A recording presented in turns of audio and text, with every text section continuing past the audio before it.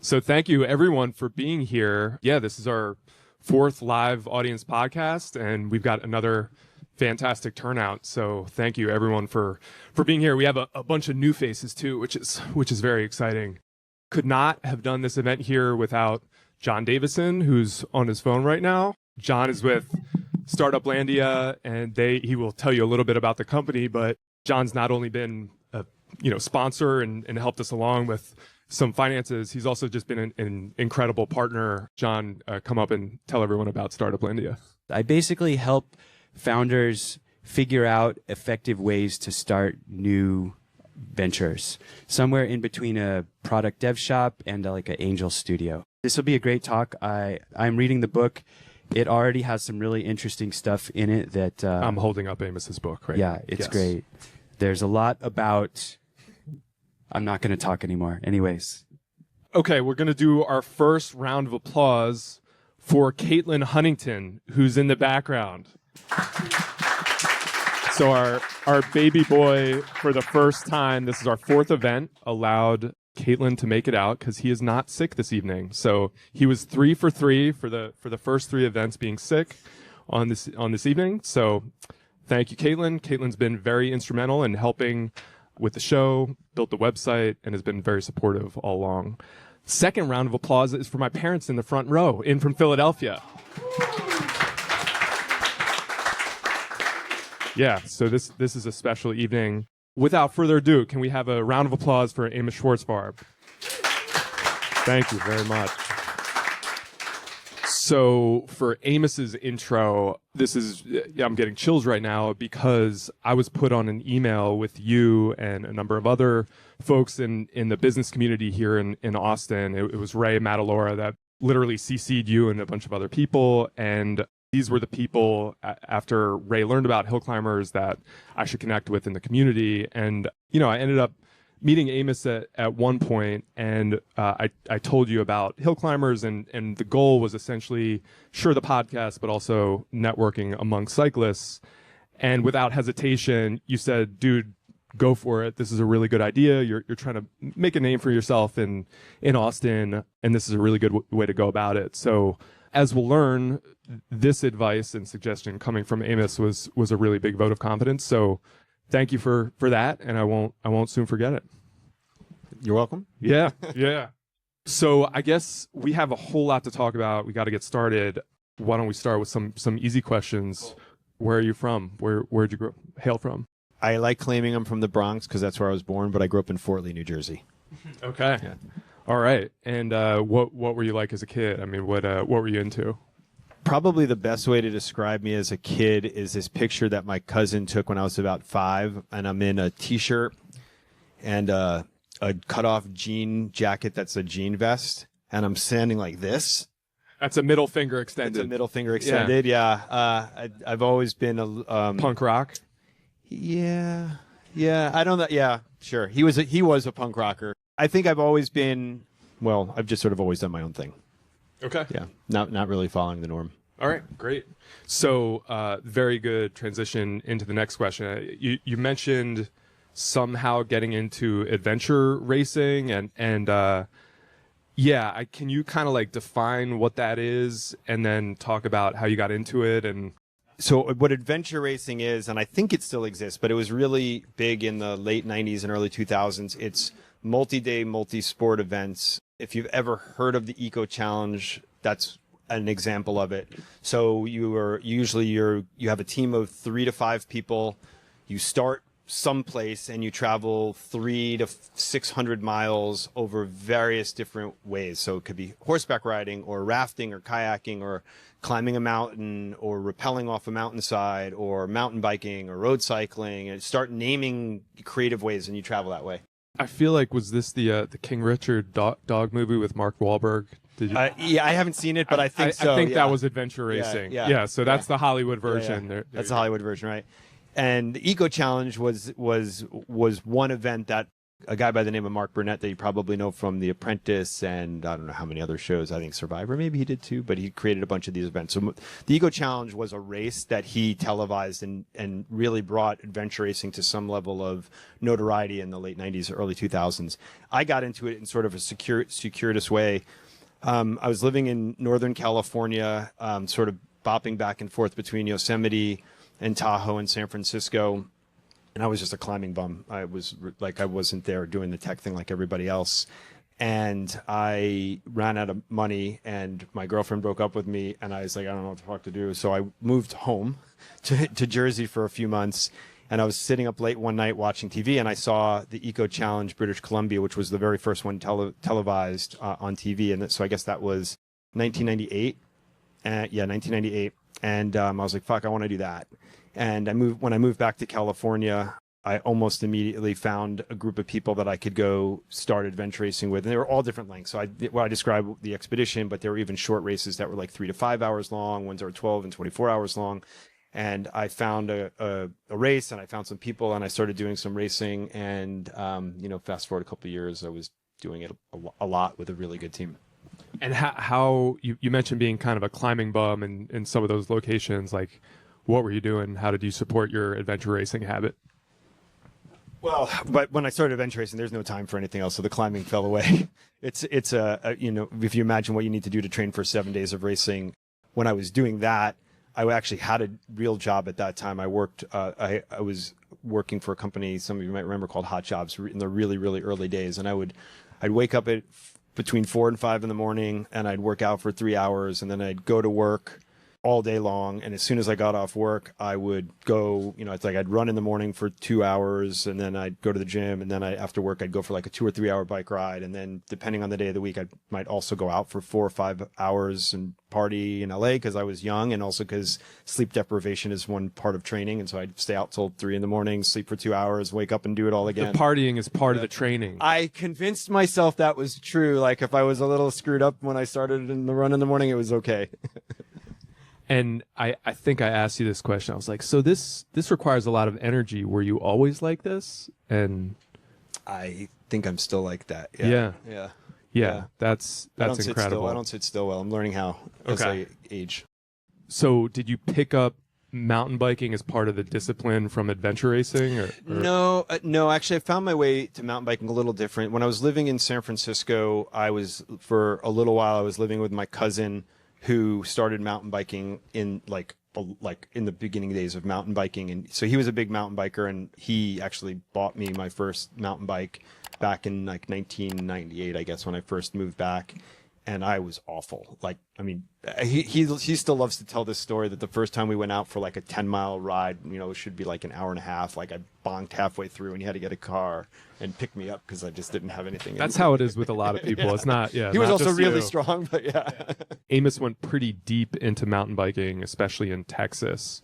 Can you just give a little background on kind of the transition maybe out of adventure racing into mountain biking a discipline? I stopped adventure racing. I didn't really stop on purpose, but I was really tired from it. And I had met my now wife sort of at the end of that part of it. And it is a really consuming thing to train for. And I felt like I had to make a choice and I didn't think that I would adventure race for the rest of my life. And so I chose my wife. And so I still would ride bikes a lot and I'd still mountain bike. And then we moved to Texas. And while I love it here, and I will stand by this, there is not a lot of adventure outdoors stuff in Texas. And definitely not easily accessible from Austin. You can't get lost in the woods for hours and hours. It's at least in Austin. Like I haven't, if it's there, someone please show me, but I haven't found it yet. And I've been here a long time. And so I met a group of guys, and I always preferred mountain biking over road biking, even though I still do love to road bike. And I met a group of guys here my first couple of months living here that mountain biked, and we mountain biked a lot. And I really first started racing mountain bikes with them more from having a group of friends. But what I found was it filled a little bit of a gap of missing adventure, so that the adrenaline rush and the training for it was filling something for me that I didn't have, that I'd had in the past with adventure racing and before that with mountaineering and climbing. Got it. And you mentioned being like really competitive with mountain biking in Texas and being very highly ranked, right? Like what years were those? When were you competitive? Let's see. My last year racing was 2015 or 16, and I raced single speed the last couple of years, and I raced in the Open Pro, and I was, I think, third in the state for the last year and fifth the year before that. Little round of applause there. I mean, that's no joke. Yeah. I wasn't. Yeah, I mean, I wouldn't say I was a pro. Before that, I raced Cat 1 for a few years, and Rob knows this about me because we've cycled a lot together. I'm the same on the road. I am very fast uphill, and I am okay downhill. And that's the same amount. Like I can ride a lot of stuff, but I don't go 50 miles an hour downhill. So I actually in racing single speed, I developed a strategy. It was like I'd make sure I beat everybody up the hill, and then I would take my time getting downhill on these single tracks and slow them down. And at the next, well, you get to rest on the downhill. I'd rip on them again. Yeah. Right. And also just to paint the picture of, you know, maybe that time 10 years ago in Austin, I think you and Rob, again, who's in the audience, had sort of a cohort of guys in the tech community that would get up like really way too early and ride a lot. Yeah. Can you did tell us Rob about talk about this too a little bit? I don't think you did. Yeah. Oh man, that was such an amazing time. And while I don't think we'll ever do it again, sometimes I miss it. We all had really young kids. I think, you know, like 0 to 5 years old. And we all had really challenging jobs in whatever we were doing, and so we would get up. Everyone was a little bit different, but I would get up at 4:38. I had it down to a science. I would get up. Did you say 4:38? 4:38. Okay. I would wake up. My alarm would go off at 4:38. I would be out of the house at 4:45, and I would meet Rob and group. I think there was probably like 8 of us at the max at 5:05. And we would meet at the bottom of Redbud, and then we'd go up Redbud, and we'd go out 360, and we'd do this big loop, and then say goodbye. And I think so 5, 6. I so like a 20 miler or something like that. 25, 25 miles, something like that. Yeah, that's the kind of commitment that I do not have with my infant. I do have Zwift though, which you guys did not. Or I get, you know, I think at the end that we did. Yeah. Right. Yeah. And that was a good group. It's an amazing group of people. When I think about who was there, I don't like Mark Ostronic, he's a prolific VP of sales. Paul Dodd, prolific VP of sales here in town. Lance Kelly, and that's, bunch of great. Fred Smith, who used to work with Chris Taylor, and yeah. That's why I bring it up. I mean, that's some of what I'm trying to nurture here. You know, little group riding and with networking involved. All right, cool. So you all might have gathered this about Amos. He's a multi-dimensional. We haven't even talked about your music, and I guess we can sort of get into that a little bit with a career. But yeah, I mean, we'll talk about Techstars. We'll talk about your career. What's doing it for you right now? I mean, you're not riding or doing adventure sports or doing a startup or managing director of Techstars. What's really making you tick right now? Yeah, there's probably 3 things, and I was very intentional about this when I left Techstars, and I would say in this order, although they're all really important to me and special to me. The first is I have teenage kids, and after working a lot of hours and training a lot of hours, being away from my family, probably less than some people, but more than I would have preferred. Getting to spend a lot of really great quality time with my family. And I was joking before, my teenagers, like, they want to have less to do with us, but the moments that they want me around, I can always say yes. It doesn't matter day or night, like what they want. They're like, hey, can you do this? Like, yep. And I'm finding that to be a really special thing that I feel really lucky to have. That's one. The third one, I'll say, because the second one is the one that I might ramble. The third one is I have a small CEO coaching practice where, I basically Levers is the foundation of what we do. And so I have 5 clients right now, and I love them all. And the one that I've been with the shortest amount of time is about 14 months. The longest one is almost 3 years. It's just a really special relationships, and I feel like I'm a part of their company without having to actually be in the day-to-day. And I know that they all look at me as the person they can trust and depend on the most. So it's a really special thing. And you mentioned at this part in your career, you're being pretty selective about the clients you're bringing on, and you can probably guess that you're going to have that kind of partnership, that kind of. It's certainly my hope when I get into it, and one of the ways that I approach it is when I'm talking to someone who's potentially we're going to work together. My process is wrong, and sometimes long. It's long, and it's sometimes frustratingly long for the person, but afterwards they get it, which is I will usually meet with them 4, 5, or 6 times and spend times as if we're already working together, getting to know them getting to know me, trying to dive into stuff. And then when we get to the point where we're like, okay, they think they're ready, I'm like, cool, I want to talk to your co-founder, I want to talk to someone on your board, and I want you to talk to anyone that you want to talk to who I've worked with in the past, and let's get to know each other a little bit more. So by the time we actually develop a relationship together, I mean, we're sort of like 2 months in. Yeah. And what was the third? You skipped the second, which is now the third. Music. I rediscovered that I love creating music, and I'm still figuring out exactly what I love in it, but I'm pretty sure it is the creation part. And so a few years ago, I built a music studio in my house, and I started playing with a bunch of friends they now have a studio right next door called Groove.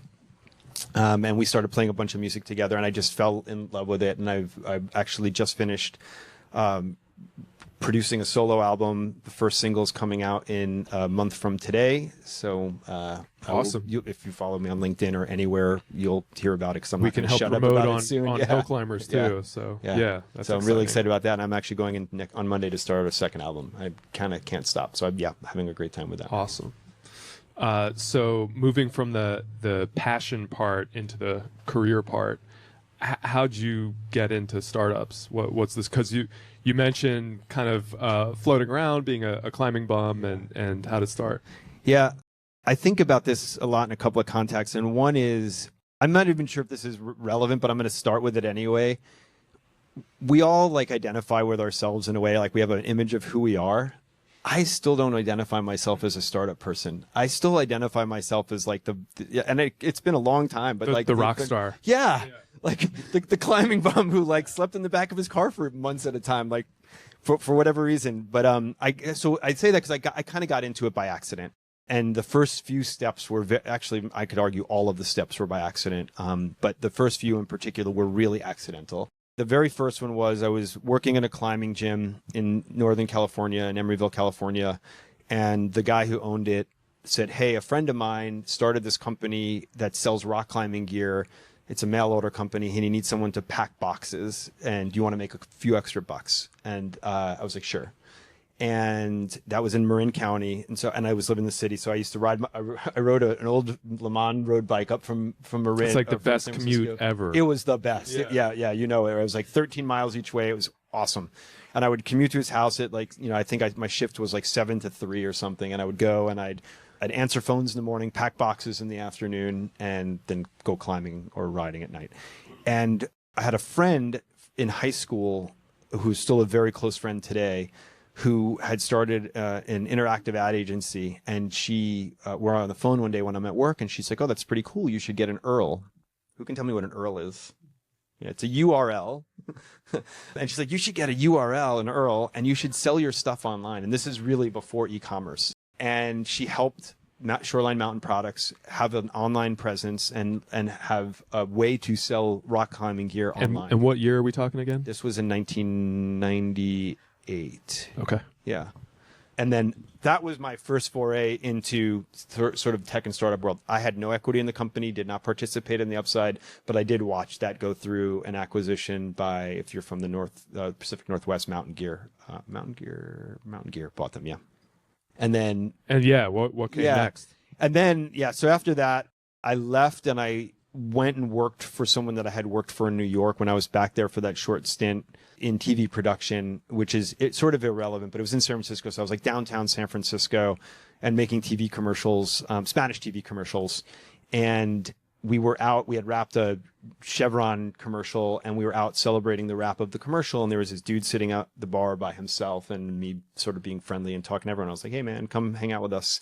And that was one of the founders of Hot Jobs.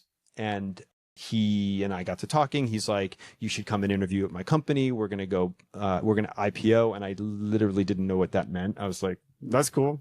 But I did go talk to him. And at the time, it was about 20 people in the company. and they were hiring salespeople in San Francisco. And so harkening back to the talk with Rob, it was a 20 person company that was about to IPO. Yeah. And that was the I think they ended up being like 60 when they IPO'd, but yeah. Right, but that's smaller than a typical employee count different time. Yeah. Exactly. Yeah. Right. Yeah. So I joined them. I remember there's a lot more to the story. I show up in this place, like, and I kind of loved my job. I had a lot of flexibility. I was getting to be creative, and I show up, and it was like, if you ever saw the movie Boiler Room, it was just like that. I walk in, and it was just like a line of people that were interviewing, and there were like 15-minute interviews with 3 people, and then you got a notice the next day, and I was like, fuck this. Like, who the fuck does this guy think he is? And I was really kind of like an asshole about it. So I went through all these interviews, and I was kind of an asshole to everybody. I was like really arrogant. I was like, I don't really care. I got a great job and I don't really care. And they offered me a job the next day. So I was like, I'll try this for a little while. Nice. Yeah. So what I really like to sort of uncover and discover is when did you hit your stride? Like, when did you start to really dial into growth and the science and the art behind it? 2035? Yeah. When did I dial into it?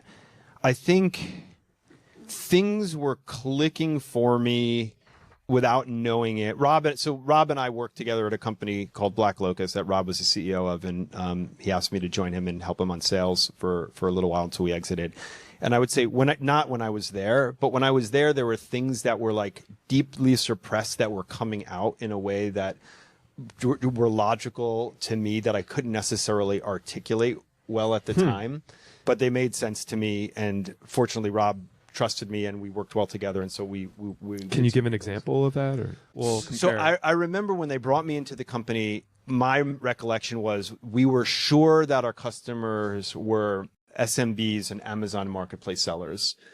And I just believed them because I didn't know any better. And what we were doing seemed pretty cool. And pretty quickly something wasn't connecting for me. And so I started and actually I think one potential enterprise customer came our way, and that conversation felt really similar, but smoother and faster, which it was illogical. And so I'm like, there might be something here.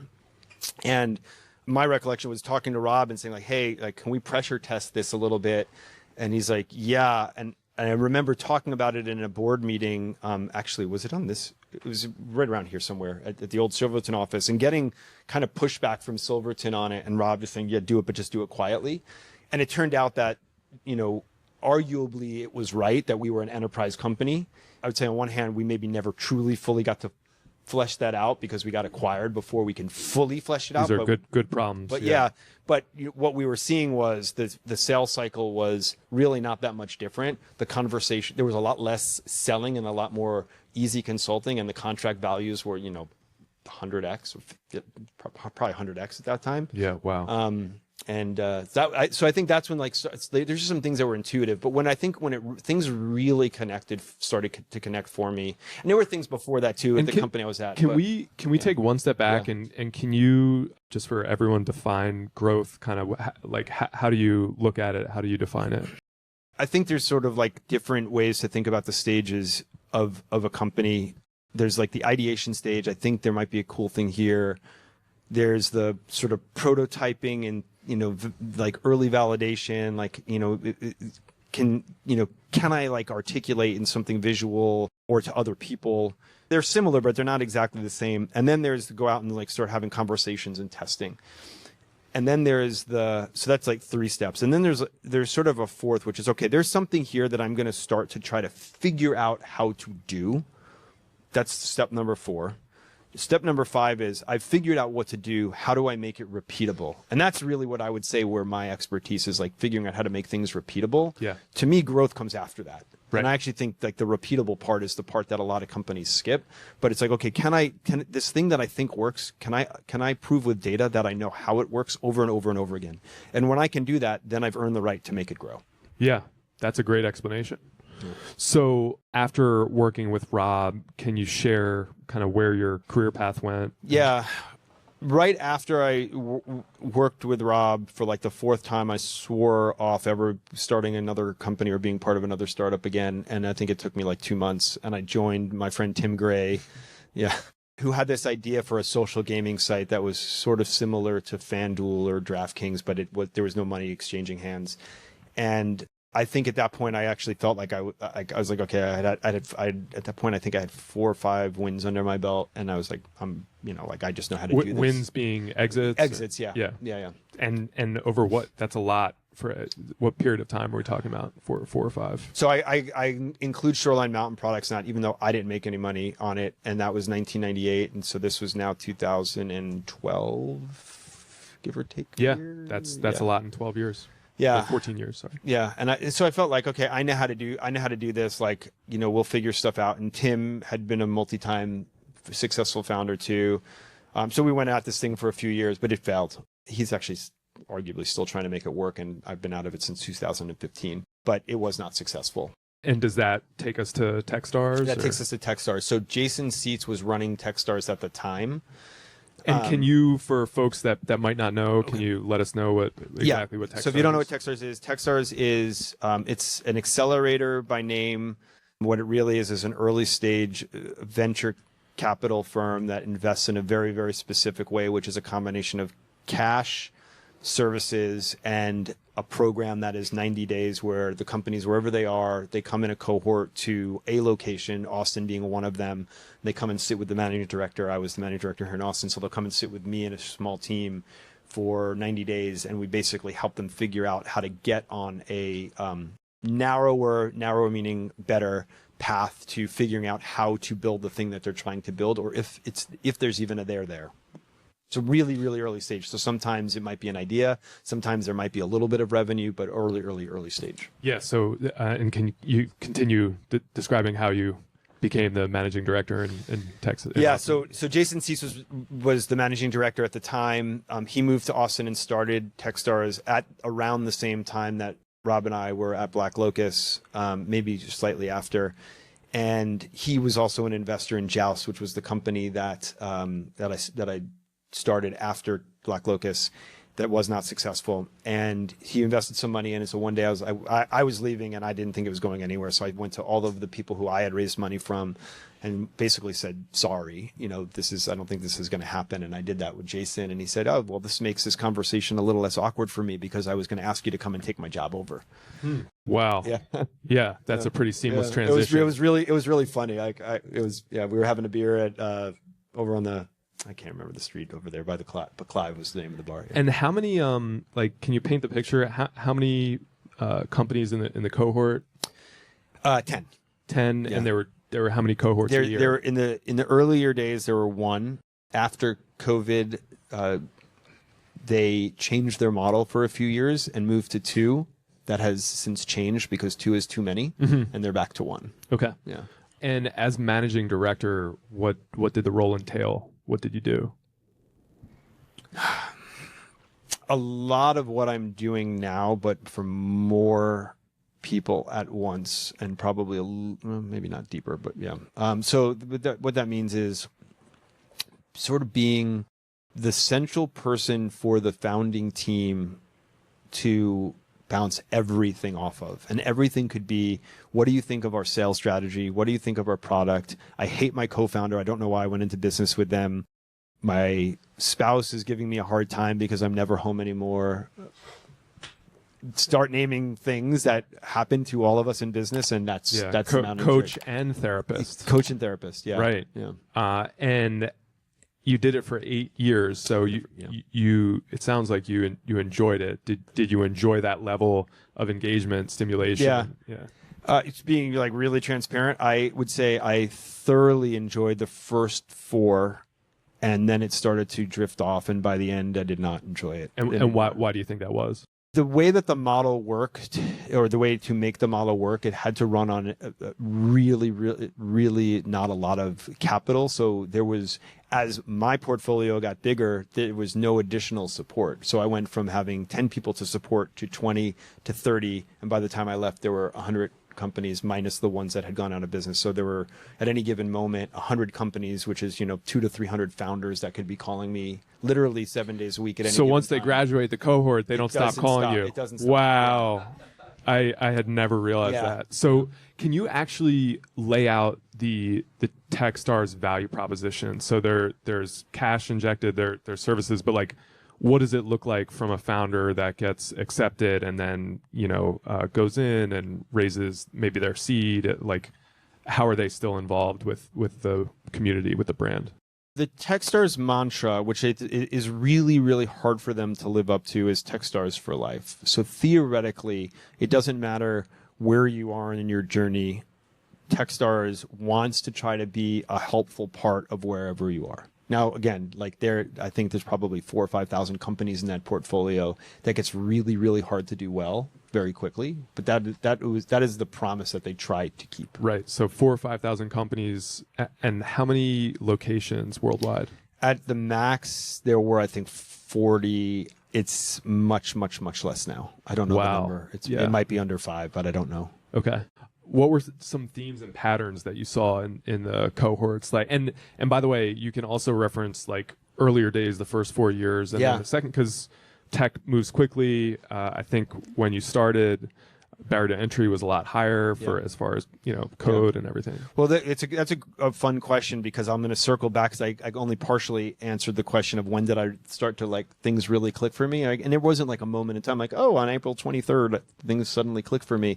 It was through things were making sense on how to do it, but how to turn it into action really clicked for me, I'd say, somewhere between my second and third year of Techstars, when all of the things that I had learned in the 20 plus years previously, I was able to articulate outwardly in a repeatable way. And I started to feel like I was hearing the same patterns over and over and over again.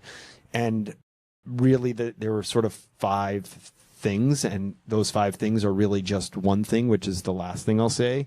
The 5 things are, who is my customer and how do I figure out who my customer is? There's actually a 6th thing that I'll talk about too, but it's a little different. But who's my customer and how do I figure out who my customer is? What's my business model and how do I prove that the way that I think I'm going to make money is how I'm going to make money? And then what is the detail of how to actually do that? How do I measure whether or not I'm being successful in a repeatable way? How do I prioritize the things that I do? Because I can only do so many things at one time. And then what is my plan? Which for me, plan and the word financial model are interchangeable now. So what is my plan, or what is my model? What am I going to actually go do, and how do I measure that thing? And then the 6th thing is the people part. Do the people actually get along? But what I found was, with the exception of mental illness, one of these things or all of these things would almost always solve the people problem, because it meant there was misalignment. So come back to any of these things. How do we get alignment, and how do we use data to get alignment? And we're going to solve the challenges that they have, even when there's ego, because we're taking the ego out by saying, look, let's argue on the data. We can argue on the data, but the data is the data. Yeah, and it makes sense that it would have taken a couple years to synthesize everything from your career and be able to regurgitate it, make it repeatable. Right. There was one interesting moment, and I would say this was a very low point for me at the moment that it happened, and a really, really high point in retrospect, which was, it was day 2 or 3 of my very first program, and I was doing a workshop on KPIs. And I thought I had a really good handle on what KPIs were. And I went to the playbook that Techstars had, and I'm like, I looked at it, I'm like, if this makes sense, I'm just going to do this. And it was freaking awful. Awful to the point where people were telling me after, yeah, that was not good. And I was like, shit. And I went home and I sort of scratched my head. I'm like, okay, how do I make good on this? And I went back to, we sort of skipped over this, but after Hot Jobs, before Black Locust, when I was in LA, I was an executive and founder of a company called business.com. And that was a really wonderful experience, and probably where I got 70% of the things that I now learn and talk about. That's actually where I invented W3, and that one happened there. W3 is, if you don't know the book, it's the first chapter in the book. The other thing that happened at business.com was we brought in a CFO that came from rent.com and PayPal, and he brought in this idea of a revenue formula, which is basically what's the math equation for your business, and then how do you prove that you're right. And I went home, so he brought that in, and this is what we used at business.com. I wasn't sure how to apply that until much later. So I'm sitting here scratching my head, like practically in tears. I'm like, man, I screwed this up. Like, I'm going to suck at this job. And I'm like, what am I going to do? How do I make good on this tomorrow? And I was like, oh, revenue formula. And so I sketched out an early version of a workshop for revenue formula. That's chapter 2 in the Levers book. And went back in the next day and I'm like, hey, guys, yesterday sucked. I own it. Let me do a redo.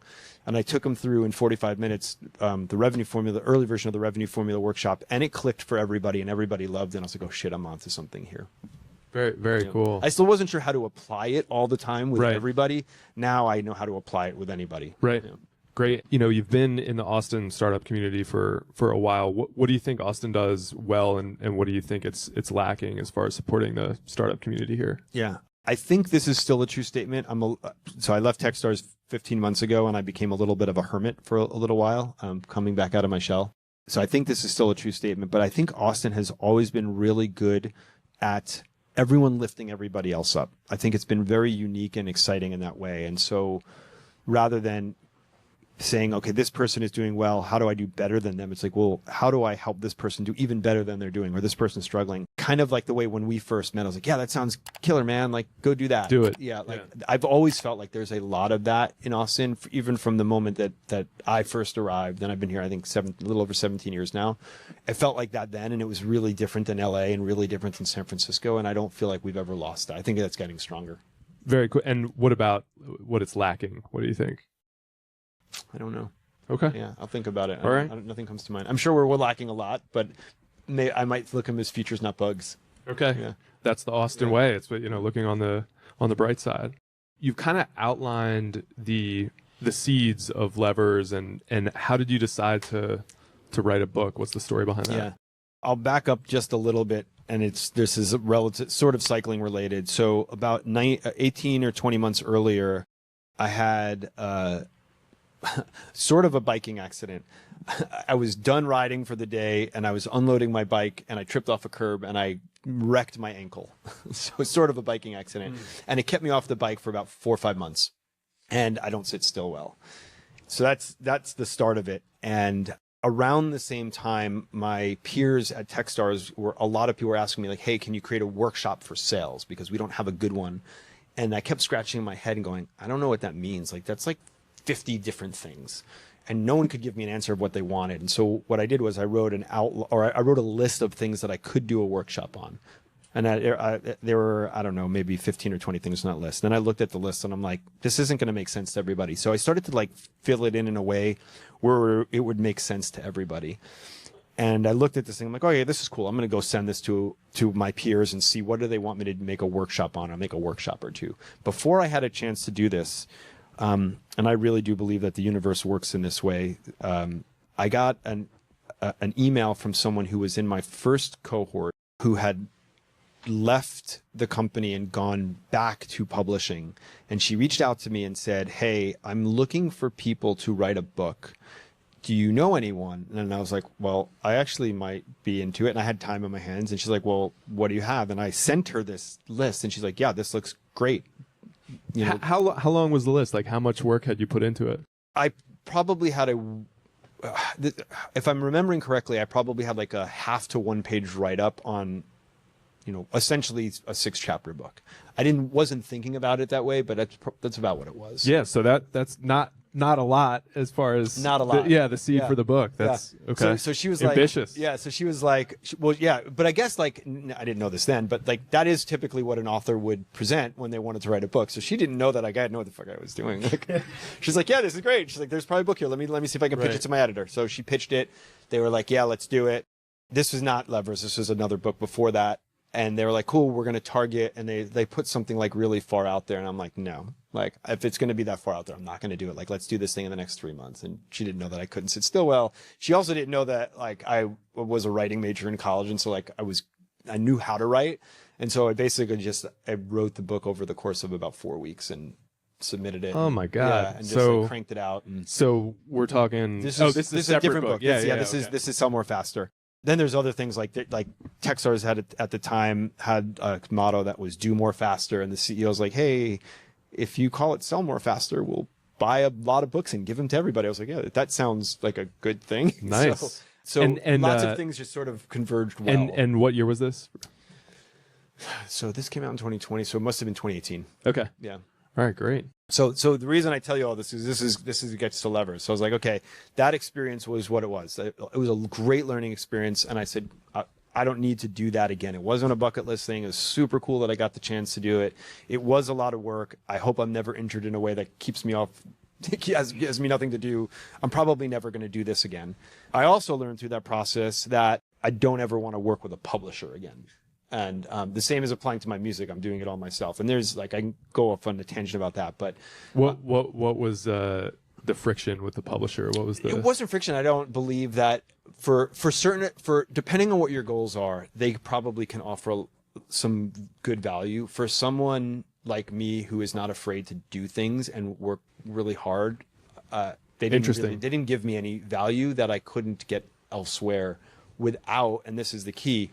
That they still own the copyright to that book, so I don't talk about that book ever. I own the copyright to this book. Yeah. So they don't, Yeah. And were they good at marketing? Did they help? No, that's just it. They don't Okay. Publishers don't do marketing. They depend, and the same in the music industry. Labels don't do marketing. You have to do that all yourself. So if you're doing the hardest thing yourself, why give someone the ownership of it? Makes sense. So anyway, it was a great experience, and I don't take anything back from it. I was really happy. So this came about because, backing up, all of the frameworks in this book, and there's 5 of them, the 5 things that I said: customer, figuring out your business model, figuring out your priorities, figuring out your measurement, and how to build a financial model. I was already doing all of these things in a pretty cohesive way and experimenting with how to do that. So there were times when I would do one every day for the first week of program, and then the next year I did one a week, and then I tried all these different models leading up to it. And at the time, this other guy who's my co-author in the book, Trevor Bain, was also working at Techstars with me. And so we were doing this rapid experimentation with companies. And what we were seeing with companies who followed the methodology, they were getting further faster and understanding what they were doing better. And there was starting to be data that actually proved that it was working. I can butt in here because I read the book recently over the last few months. And Hill Climbers has recently brought on sponsors. So, I set up an LLC, and slowly but surely I'm building a little business. So I read the book, and for those that aren't fully following what it is, it's a playbook for how to prudently invest time and energy up front so that you don't waste time and energy on the back. Yeah. Right. So as an example, this is actually in the last, is it an appendix or something where it's the mission statement? Yeah, we're moving that to the right. front. So I read the book, and the last chapter is you should probably have a mission statement. I was like, well, we should probably have a mission statement. Yeah. So myself and Stephen Cunningham, who's helping me with Hill Climbers, right now we're literally doing that so that we can go through each chapter and put together, the business model. Yeah. So really, that's my plug for the book and anyone starting a company. I mean, if you want to go about it in a way to I think you say in the book multiple HKs and try to see around the corner a little bit. Yeah. This is the way to do it. Yeah. Yeah. There's enough companies that have gone through this process now. So I also own a business with Trevor that teaches the book as a class. And there's been hundreds of companies that have now gone through the process. There is real data that suggests if you do this and you follow it will work. And I say this in the book too, which is you don't need to use this framework. What you need is the output of the framework. So if you've got a different way you want to do it, go do it a different way. There's no arguing, in my opinion, that every business needs to know who their customer is, what their business model is, how to prioritize, how to measure the things they're doing, and have a plan. That's data-driven. I think the point that you go over in the book is really, it's not even that founders don't know that they shouldn't do it. They just don't do it. They don't do it. And I think largely it's because they don't, they're like, well, yeah, I know I need to do it, but how do I do it? So we're like, okay, well, here's a way. Here's a way to do it. Go do the W3 every quarter for the first 3 years of your business. And you're probably going to land in the right spot inside of that 3 years. Right. I mean, I think that's a great kind of pitch for the book. So this time around, I'm curious, last time you did with the publisher, this time so Trevor had also written a book once before. He wrote a book, I hope the name comes to me, but he was the ghost author on a book that is a bestseller for building a pitch deck that Evan Loomis and Evan Bear wrote, and I'm forgetting the name. But anyway, so Trevor and I are working together, and I looked at him and I'm like, hey man, should we, so we're running these experiments and we're like a couple of years into running these experiments, we're seeing it work. And I'm like, should we like turn this into a book?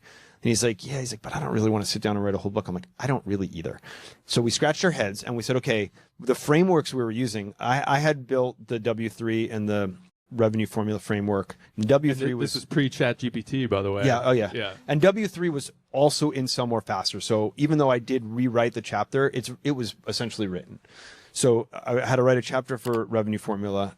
He had written the workshops for KPIs, and so he knew he could like bang that out pretty quickly. And we were using frameworks for assumption validation or for prioritization that this guy Cody Sims, who was at Techstars at the time, had developed and was teaching everyone at Techstars. And so I knocked on Cody's door, and we were using it. I'm like, hey, do you want to write a chapter of a book and be an author with us? And he's like, yeah. And then the financial modeling, which is the fifth one, same thing. We were using this guy, Troy Henikoff, who at the time was also at Techstars. He's also a professor at Kellogg, and he teaches financial modeling for startups. We're like, hey, man, do you want to be an author of a book and write a chapter? He's like, heck yeah. And so the four of us got together, and I think we wrote the whole first draft in like less than a month. Really, really fast, because we were each essentially writing a chapter. Yeah. And W3 was written, so we each wrote one chapter. Yeah, and it's also it's 120, 30 and it's only 120 pages. Yeah, which, by the way, that's another thing. That's other thing with the publisher. It's like, yeah, it has to be at least 180 pages or 220 pages because it'll sell. You can charge a higher price. I'm like, yeah, but I'm just saying the same freaking thing over and over. It's not a good use of anyone's time. Right. People want to get to the point. And how'd you guys go about marketing and? Well, yeah. So we used a local company that at the time I would 100% have recommended again. I think they went through some troubles, but they're back. They did a phenomenal job to self-publish for us, essentially. So they give you the publisher name, but it's ours. They do all the things that a publisher would do, but instead of taking royalties and owning the copyright, you just pay them. So we were all chipping in for it. And so first of all, that made it cheaper. And we're like, okay, I think it cost $20,000 for the book. So $5,000 each. And we're like, okay, so we need to make $20,000 back to break even. And that wasn't our goal. That was the other thing. Our goal was to get the word out to more people. And like, if we get that, phenomenal. We've got a calling card.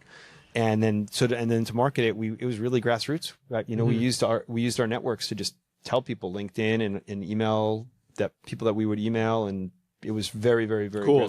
And then we all got asked to be on a lot of podcasts, which was super fun. Yeah. Here we are. Yeah, full circle. Well, great. I think we can transition in a minute into Q&A, and that's a primer. Hopefully folks have some questions for Amos.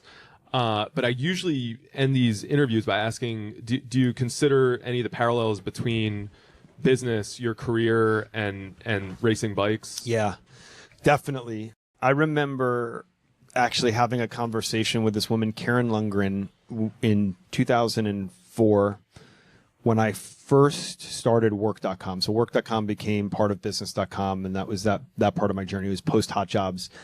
And I knew Karen from my adventure racing days. Karen was like an X Games athlete and a pro adventure racer for years, and a pro ski racer. And I was just starting this. Really, work.com was the first company I ever started from scratch. And I remember telling her, I don't think I could have done this with all of the training that we had done for adventure racing. The parallels are crazy because it's all mental. None of it is physical. None of it was brain. It was all, and maybe that's not true for everybody, but for me, and one of the things that I think that I have is grit. Like I just have to say, like, what is the task? Look at all the different elements of it. And I'm like, okay, I just need to start knocking them down one by one. And like the mental fortitude to be able to do that, to me, the parallels are identical. Yeah. I mean, we're definitely talking about strategy, but at the end of the day, it's endurance, right? Yeah. Like you gotta, yeah. At least that's what's worked for me. I mean, everyone's different. Yeah. Well, that's a great answer. Can we open this thing up for Q&A? Does anyone have a question? Yeah. Dan, and we got a mic for you, Dan. To the question of, what is the Austin startup scene lacking? You were thinking, like maybe you weren't sure. I've been in the Austin startup scene for 12 years or so I'm kind of curious. I want to throw a couple things at you and see what you think. It seems to me like the two things maybe most obviously missing are like big, compelling, provocative ideas, and probably related to that is a lack again, it seems to me, of sort of serious early stage capital. There seems to be a lot of very risk averse angel investors here, which seems like a contradiction in terms. Do you feel like either of those might be relevant? Yeah, I do think that's true. I thought about saying that, and to me, this is feature bug, right? So one of the things that I have come to believe over the course probably of the last 10 years, maybe a little bit less than that, is that too many people believe that they have earned the right to raise capital because they decided to start a business.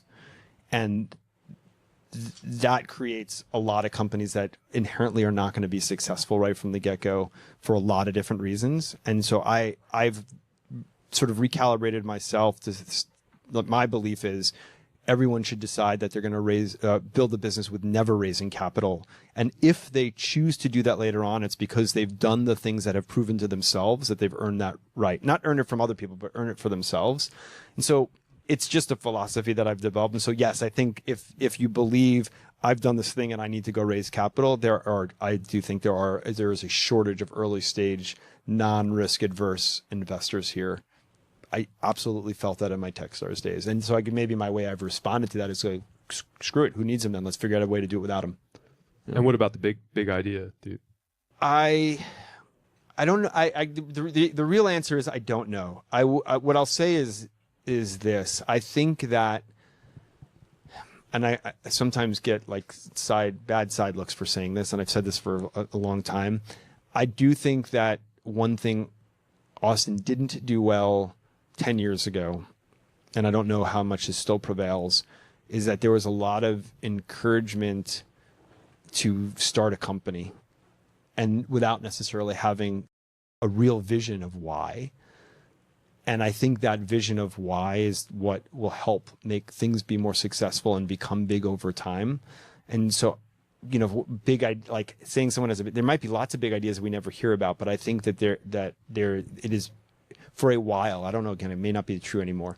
For a while, it was a career choice to be a founder. And I don't think being a founder is a career choice. I think it's a bad career choice. I think we do it because we're afflicted with, we have an affliction. Yeah. That's the soundbite of the evening right there.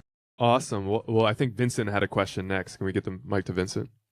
I was wondering, you mentioned that you did adventure sport, and in adventure sport, you work with a team, right? And you also mentioned that the sixth component of your book, which is not in the book necessarily, but you mentioned it, is the people. So I'm wondering, how do you correlate the fact of choosing your team in adventure sport and the people that you do sports with and your co-founder or the people that surrounds you in your business? Yeah, I love that question. It is a really complex question to answer. And I will say, I don't know that I have an answer that everyone here could just take and put in their pocket and run and have a framework to work with. I'll tell you how I'm approaching it now with my music, right? Like I know something about myself. I don't actually like to do things by myself, building wise. I like to build with other people. I'm way better when I can talk to someone and bounce someone off of someone. I'm an outward processor, so I talk a lot sometimes just to hear the words. And I don't have a full band yet. And the reason I don't, and I would apply this to any business going forward, but I don't know that I would have applied this in the past. I think these are learnings over the last several years, which is finding people who, working your way into a relationship with people where you are certain your desired outcome is similar. You're certain that the way that you can approach it is similar, and that you've spent enough time together to make sure that there's some level of chemistry and transparency and honesty. It's kind of like what I do with my potential clients, right? Spending a bunch of time with someone and not getting excited. It's like, I know there's this whole thing like, oh, you have to have a co-founder. And like one of the things I used to say to Techstars is, no, you don't. You absolutely do not. If you found this company, you might hire a founding team member that is different than having a co-founder. I don't know if I'm answering your question, but I think it is really, really hard. And I think spending the time to get to know someone, and also realizing, like, I don't believe you need to have a co-founder to be successful. I think if it is your vision and you're the only one that can hold it, then you're the founder, and you find people that can help fulfill your vision. Were there any parallels with that to your team for adventure racing? Now I'm curious. How'd you line up with those folks at the starting line? The core team was 3 of us. We operated incredibly well together. Like phenomenal team. We had And you guys were together for how long? 3 years together. Yeah, cool. And 3 years together means we probably spent 15 hours a week training together every week. That's like a lot. Yeah, we spent a lot. We were basically married. We had a fourth, fifth, and a sixth. The fourth was someone that I went to college with and I'm still very close with to this day. When he would race with us, same dynamic. Everyone sort of knew their place. No one had an ego about it. We worked really well together. So that's the fourth. The fifth, she came in only sometimes, but it was the same thing. She was great. The sixth was different. He was like a hired gun. And Wild card. Yeah. And interesting, I was the only one who didn't get along with him well. Okay. Yeah, it really was just me. There was reasons for that. One of the people knew him for a really long time. The other one, they were both military, so they had something in common. I had nothing in common with him. But really what it was we didn't have the same goals. He was coming in to do a job, and he wanted to do it his way. He was a SEAL. He wanted to do it his way, and that I probably would get along with him better. I mean, now, sounds legit. Yeah, Navy SEAL on your team. Yeah. Can't really imagine what you guys got into. It put perspective. Man. Right. I don't have as much. But I'm really glad. I shouldn't say it out loud. He wasn't as tough as I thought he was. Yeah, you did say it out loud.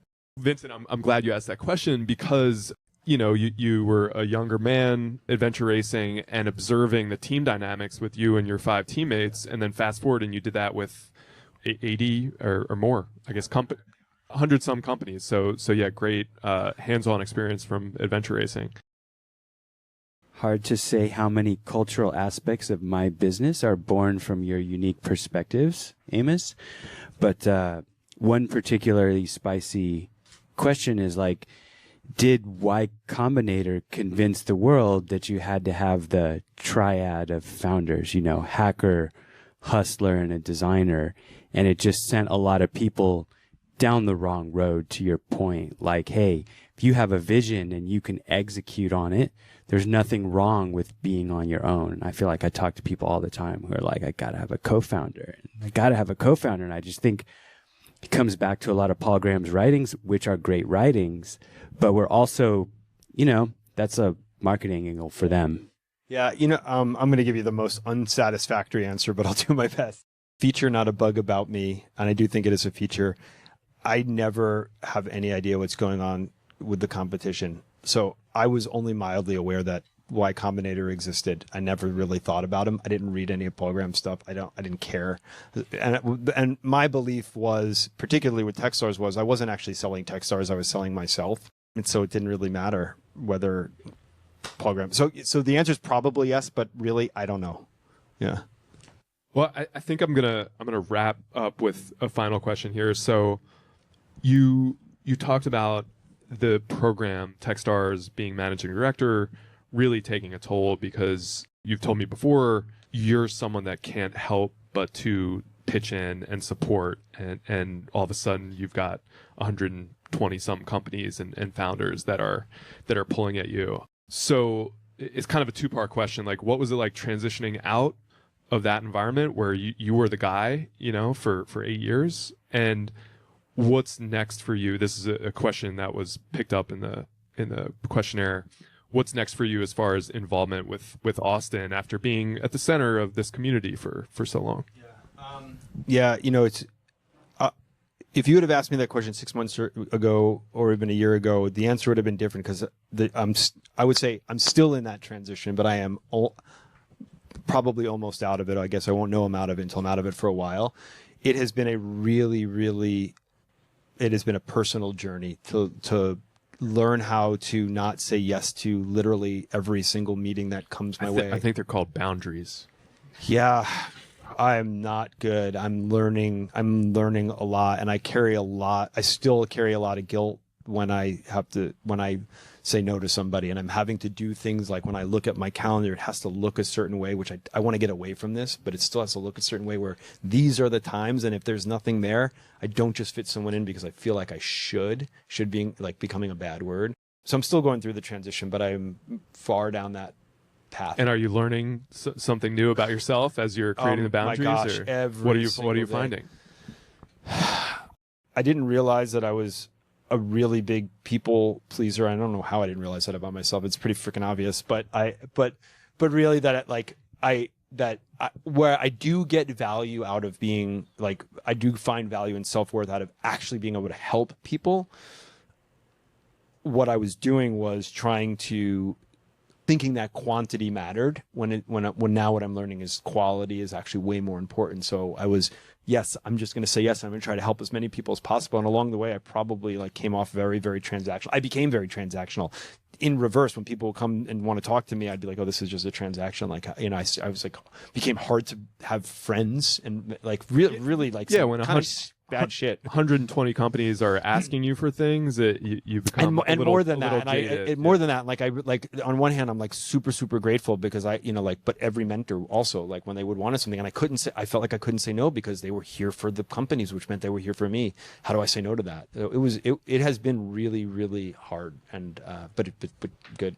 Good. And yeah, I mean, totally putting you on the spot, but do you have any vision for like what your involvement would be with this community here moving forward? And if you don't, that's fine. Yeah, I would say I'm comfortable with whatever happens, truly, and I enjoy being a part of the Austin community a lot. I feel like looking back, I was really lucky in being able to play a big part of a small period of time. And if I can continue to help some founders from time to time, and I'd love to be able to continue to do that. And if I get forgotten, I get forgotten. No, I don't think you'll get forgotten anytime soon. And with that, why don't we give Amos a round of applause? Yeah. Thank you so much. Thank you. Yeah. Man, thank you so much for and this was an ask that you fulfilled. So thanks for being here. Thanks for having me, man. Yeah. I really appreciate it.